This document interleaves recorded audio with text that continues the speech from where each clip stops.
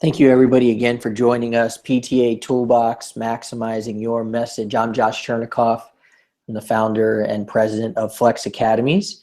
We will be joined shortly by Jason Nellis of Brllnt. He's going to give us all of his ideas about how we can maximize our message from a PTA standpoint. Wanted to let you know how this came about. We have Flex PTA liaisons who we work with closely at our 23 schools. The liaisons have been sending messages to all of their members of their PTA in the community. However, the engagement level is not as high as they would like. They asked me for tips, and I said, let me turn to the best of the best. And to me, that's Jason Nellis, again from Brllnt. I'm going to bring in Jason, and he's going to talk to us about how we can maximize our message, how we can increase enrollments, how we can increase fundraising, and increase membership. So without further ado, I'm going to hand it over to Jason.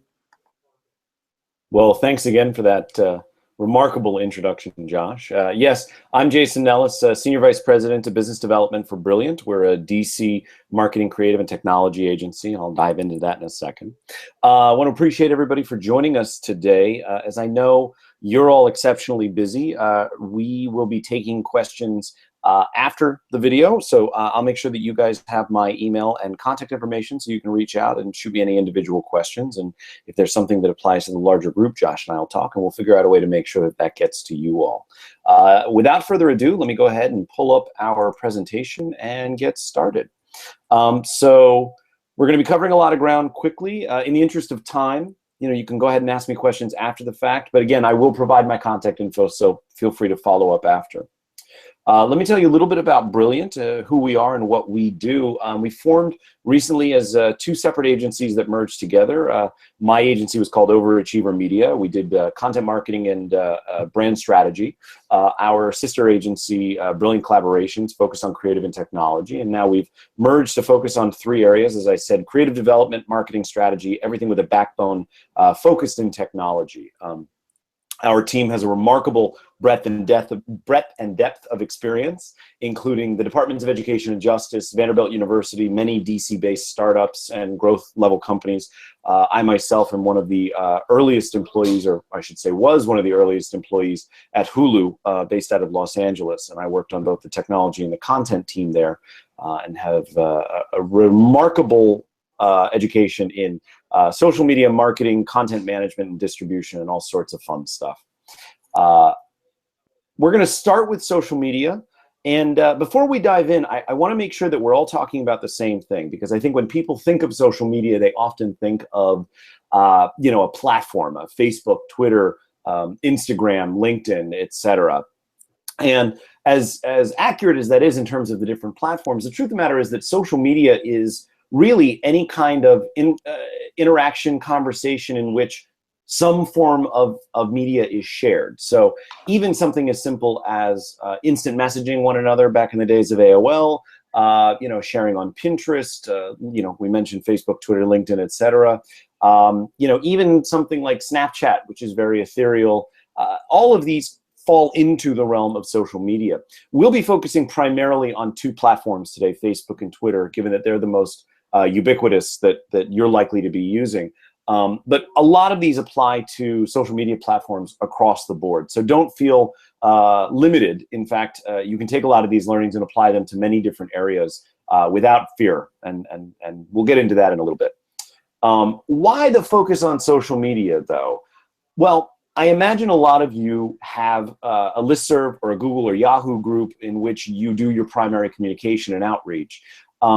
Those are all well and good. Social media tends to be a lot easier to maintain. It doesn't require the same kind of constant volleying back and forth that a lot of those groups and listservs require. Newsletters too, you have to constantly build and program and send out on a regular basis. It becomes very cumbersome.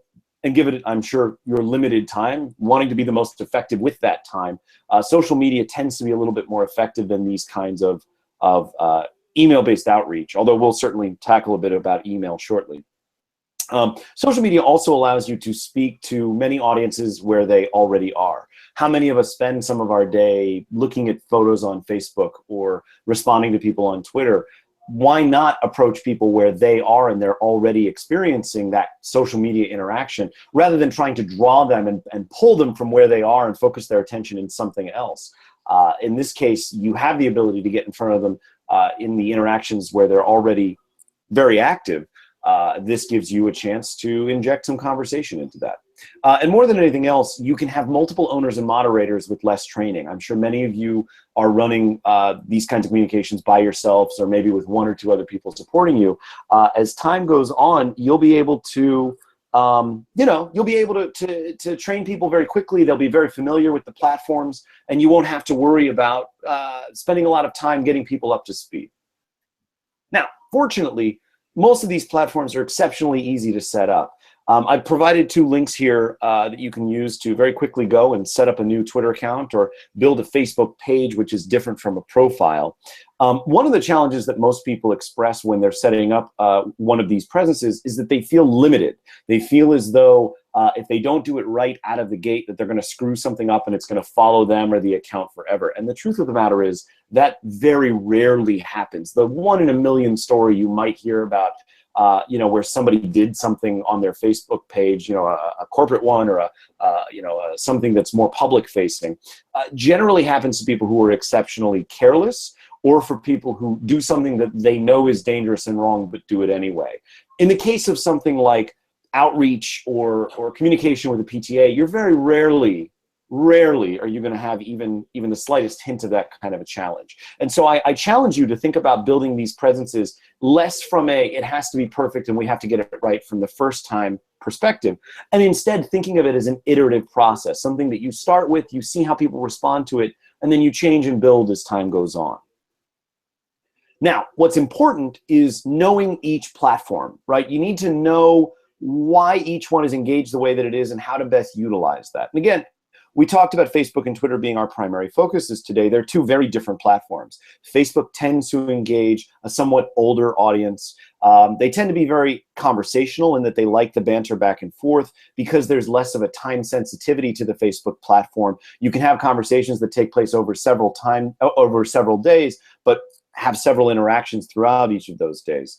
Facebook users, the more dedicated ones, also tend to be more engaged for longer periods of time. So whereas a Twitter user may be more engaged for 5 to 10 minutes at a time, Facebook users tend to be engaged 15 minutes plus. The opportunity there is that they're consuming more content and you have more of an opportunity to get in front of them by producing really quality content up front. We'll talk about content a little bit later. Whereas Twitter tends to be a younger audience.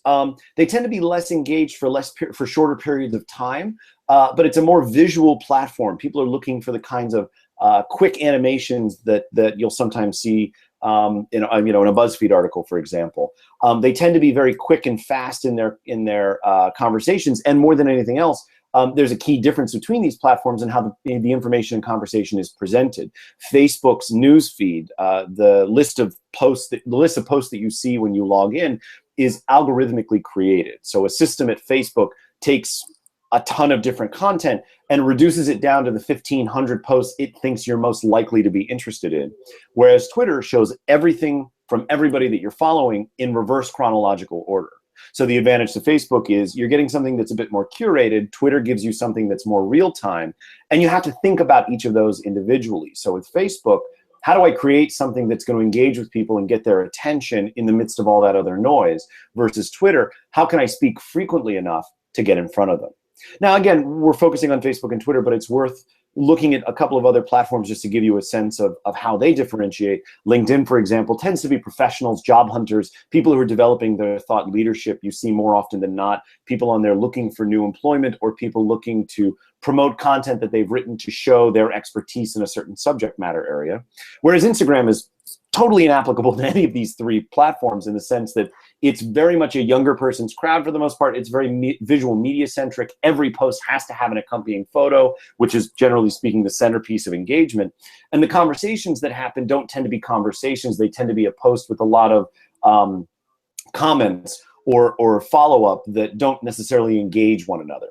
Knowing each of these platforms, knowing where your audience is, can be incredibly beneficial, because once you learn the language of that platform and you start to engage within that context, you start to get very powerful, and you start to understand more and more how to get people's attention and how to drive the conversation where you want it to go. Now, one of the other challenges, of course, is that means you have to think through how frequently you want to post to each platform. Believe it or not, Facebook only requires you to post 1 to 2 times a day, given how many other pieces of content there are in the world for Facebook.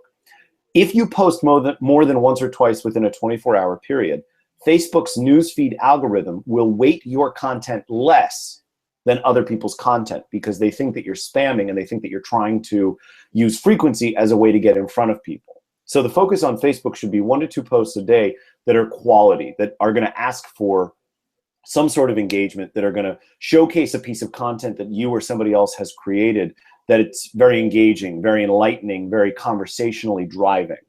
Twitter, on the other hand, again, a chronological feed. You have a lot of other people that you're actually engaging with and trying to rise above the noise in their news feeds. As a result, we always recommend that if you're serious about engaging on Twitter, you really need to learn to post 6 to 12 times a day. There's lots of tools that can help you program in advance, and I'm available for questions if anybody's interested on those tools, but I'll name a few just to give you a sense of things. You know, whether you're utilizing Hootsuite or Buffer or TweetDeck, those programs can help you create a series of Twitter posts that go out throughout a day, rather than you having to check your phone every hour and coming up with a tweet on the spot to send out. But being more frequent on Twitter helps you, because it gives you more opportunities to get in front of people. Again, as I mentioned, Twitter followers or Twitter users tend to be less engaged, but they do check more frequently throughout the day. So utilizing that technique in addition to the Facebook one, you get a sense of where these platforms are different, and you can use them to your benefit based on where your audience is going to be most frequently using social media. Now, we talked about content a little bit earlier. Content is key to each platform. Facebook users tend to be more engaged and more conversational around long-form articles. So newspaper articles, long-form commentary from things like The New Yorker, even longer BuzzFeed-centric articles, which, you know, top 20 reasons to go see the movies this weekend. Those kinds of longer pieces of content do very well on Facebook. And in addition, native video. So when we say native video, we mean a piece of video content that has been uploaded directly to Facebook, rather than content from YouTube or from Vimeo or another video hosting site. Twitter, on the other hand, is a little bit more centric in terms of images, video, viral content like BuzzFeed quizzes, something that's very fast, snackable, as we sometimes say, plays best on Twitter. And truthfully, on both of these platforms, one thing that I haven't gotten in here but is worth mentioning is that if you ask people to engage, more often than not, they will. So if you send a note to somebody directly on either of these platforms, you're more likely to get a direct response that then generates conversation than simply posting. A healthy combination of both is key. My recommendation is that 2/3 of your interaction with these platforms should be posting content, and 1/3 should be either responding to people or engaging people in conversation. So again, 2/3 of your time posting content, 1/3 of your time engaging with users. Now, one key thing here, always important to remember your calls to action, right? A call to action is a request in text or via button to do something. So don't assume, as it's written here, don't assume that somebody you are talking to will know what you want. You have to actually ask for it. And my 3 rules for any call to action is make that call to action strong and visible. Be upfront about it. Don't be afraid to ask for something. Second, keep that message clear and concise. Don't ask for something in 20 words, which could take 5. And always support your call to action with compelling elements. If I'm going to ask you to donate money to a cause, I should have support 2 to 3 pieces of content at least that support that. You know, this harkens back to the early days of learning to write an essay. You have your thesis statement and your 3 pieces of evidence. It's the same kind of concept. Never ask for something without knowing how you're going to ask for it. Those pieces of evidence are key to ensuring that that call to action is heard and responded to. And of course, finally, authenticity is important. as I'm sure happens to you every day, I get bombarded with advertisements, sponsored articles, the kind of content that I gloss over because I know that the person writing it and presenting it to me is inauthentic, that they're not really presenting something that's genuinely interested. They're trying to get me to buy something. And audiences these days are very savvy to that I want to buy something presentation of content. The days of Mad Men and the kinds of Madison Avenue advertisers where they'd come up with slick ways of asking you to buy something have gone to the wayside. And emotional connectedness has become a very important aspect of our day-to-day interaction. So with authenticity, I recommend 3 rules. Tell your story. If this is something that's important to you, tell why it's important to you.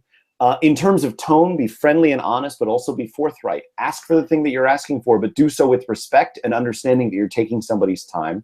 And vulnerability. If you have the opportunity to reveal something, we're not asking you to use social media as therapy by any stretch of the imagination, but any opportunity to show a meaningful emotional impact behind what you're asking for is always going to benefit you. It's going to seem less like a sales pitch or a donation request, and more like somebody honestly and humanly asking for something. Audiences tend to respond to that no matter what platform you're on, and it's pretty ubiquitous across media of all nature. So, stepping away from social media for a moment, we're going to move on to email communication for outreach and fundraising. And again, these rules apply not only to the kind of email outreach that you're probably used to with listservs and Google and Yahoo groups, but also in sending newsletters and in mass mailings as well. I want to emphasize here that the important thing to think about is subject, in terms of the subject of the email, and everything else. The subject is the head of your approach, and the body of the email and everything else within that is essentially sort of the back half. In fact, I'd even go so far as to say that subject matters are worthy of their own presentation, but we're going to skip that for now. I will say this though: subject lines matter. They're absolutely the bait. The body of the email is your hook. Rule number 1 with all subject lines: avoid overused words or phrases. If it's something that you would see in 15 different spam emails, try to avoid using it. So using a word like help, something subtle like reminder, or even just free. Those are words that we're keyed to avoid, that we want to gloss over those as often as possible, in part because we see those emails so often they don't register with us anymore. When using a subject line, you want to keep it short and to the point. Anything more than 8 or 10 words and you're likely to lose your audience. You've probably seen mass mailings from nonprofit groups and from fundraisers that do this kind of thing where they say, at Jason Nellis Corp., we feel that it's important that you know about this. And you're like, I'm not that interested in that because you've taken up too much of my time already. So keeping your subjects short and to the point will always benefit you because it gives you a specific, strong call to action built into the subject. And finally, avoid bad grammar at all costs. So as in the examples here, no all caps, no multiple exclamation marks. Don't misspell, don't use the wrong your, so Y-O-U''re as opposed to the your that's listed here. And one thing that's not listed here that I feel I should mention is be careful with the things that you forward, because more often than not, your email client will include FW or FWD : in the subject line. And a forward of that nature often comes across as disingenuous. So anytime you can, be original and make sure that you avoid bad grammar and overused words and phrases. Again, as we said, you want to be concise and direct. Don't beat around the bush. And this really has to do with the body of the email more than anything else. You really want to focus on the important parts of what you're asking for. You don't want to write an essay. You're not trying to get an article into Huffington Post. You're trying to ask somebody for something and their time is valuable, and you want to think that way every time you send one of these emails. So in the example here I've written again, this is all made up. Dear John, we need your help to build a better library for our students. We've raised $14,000 and we need another $6,000 to make our dream a reality. We have a private donor who is matching dollar for dollar for the next 24 hours. Can we count you in? If that were even the sum total of the email with a button or a form underneath, that would probably be effective. You want to make sure that within the first 2 or 3 sentences, you get to the point of what you're asking for. Any more than that, and you run the risk of losing your audience's attention. Ask for a simple, easy action. This is key. As in back in the day, as we probably all learned at school, KISS, keep it simple, stupid. So your request should be one thing, one specific action that somebody can take. So we're going to say yes to things like, let's build a library. Jonathan wants a better school. Donate to our program today. Even the second one about a better school, it's a specific thing that it's a specific subject we can all gather around, and that's important. But something vague like, let's make it happen. What are we making happen? Or a rhetorical question like, don't you think you should help? Well, maybe I should, maybe I don't, but now you've asked a question that I have to answer. That's not an action. Or start today, which is an action, but without associated text to tell me, what am I starting? How should I start? Where should I start? It tends to be very misleading and ultimately won't get you the engagement that you're looking for. This is a key part too. Don't send too many, but don't send too few. And actually, I should have rewritten this a little bit to say don't send too many or too few. One of the things that we often find if an email campaign has several weeks to build, first step is always pick the day where something is happening. So let's pretend, for example, that we have a fundraiser on December 15th, and we want to start sending emails out on November 22nd. Two rules to follow. One, don't send 2 emails within 24 hours, because that is not, generally speaking, best practice. But the other rule, don't be afraid to send more than 1 email a week. We recommend 2 to 3 emails per week as you do a lead up. These dates listed here are simply an example of how one might think about spreading the day. So there's about a 4-day period, maybe 6-day period at the most between some of these dates. And in truth, that's probably about the right time. If you have a week's lead time, you can maybe fit 3 or 4 emails in within a week, but you have to be judicious and careful, and you want to make sure that you're not overwhelming people. At the same time, though, you shouldn't be afraid to send more than 1 email a week, because you have to stay fresh in people's minds. You have to make sure that they're engaging with you such that they feel that they have a consistent conversation that they're having with you, excuse me. So again, you want to start with a date that you're backing out of. If you have 3 weeks lead time, then you can program more emails and you can do more outreach, and you can think that through more effectively than if you just simply start sending emails and hope that it's enough. Always having a plan of attack is always your best bet. And again, I know that I labored on this point a little bit before, but I'm going to speak to it again. Be authentic. Authenticity, emotional connectedness, even a little bit of vulnerability will go a long way to helping you achieve the goals that you're looking for. So again, in this particular instance, Sarah's writing, this author's writing to Sarah saying, I hope all is well. I wanted to reach out and ask you for your help with our library building project. As somebody who fell in love with books at an early age, I know how important having a great library can be. It helped mold my life, and I want to make sure the same is available to all kids. Already, we've opened with an emotionally connected scene. The writer has expressed why libraries are important to them, and then they can lead into the next sentence, which would likely be an ask for helping to support the library through a donation or through some sort of a fundraising event. Overall, I would say that this and really mostly this is what's going to drive your ability to start to generate more interest and more responses from people. You want to avoid at all costs any sense of salesmanship, any sense of slickness. It's good to have a well thought out and well built newsletter. It's generally speaking not good when you feel like you're writing as though you're a used car salesman.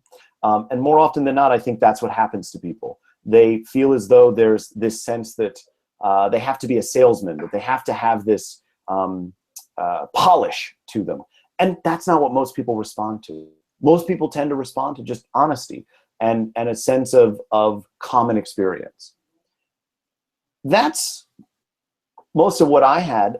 Josh, did you have any questions that I didn't cover that you think our audience would benefit from? Actually not. I think you covered everything, and what really came across to me was that authenticity part. Mm-hmm. And that really drove home a point for me, because I think there is this desire to sell, certainly to enroll, to fundraise, to increase membership, and then you put on this this not authentic hat that you feel like you have to wear And so what you talked about in terms of authenticity was super important. So before we do wrap up, Jason, I would like to definitely give you an opportunity to tell everybody how they can get in touch with you, and let's show them how they can do that. Absolutely. And I appreciate everybody's time. If you are at all interested in reaching out, you can send me an email at jason@Brllnt, Brllnt.co. Yes, my team felt very strongly that we were going to take the vowels out. Let me just tell you, that's great SEO if you're looking for a good trick. But jason@brllnt.co. You can also find us at www.brllnt.co. And I'm available on Twitter @Jason Nellis. I appreciate everybody's time, and please don't hesitate to reach out with questions of any manner, whether it's related to email, social media, if you want to know more about our company and what we do. We're certainly happy to make ourselves available both over the phone as well as online. And you know, if you have any questions about your outreach, I'm happy to answer those as well. So Jason, let's leave that board up there, because that's what we're going to close with. Great. But I would like to be very authentic to you and say thank you for your time.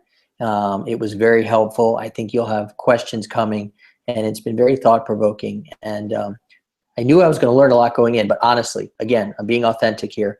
I'm really excited about kind of getting back to our writing for Flex Academy. So I'm going to put this board back up so everybody can get in touch with Jason, and we appreciate your time. Thank you very much.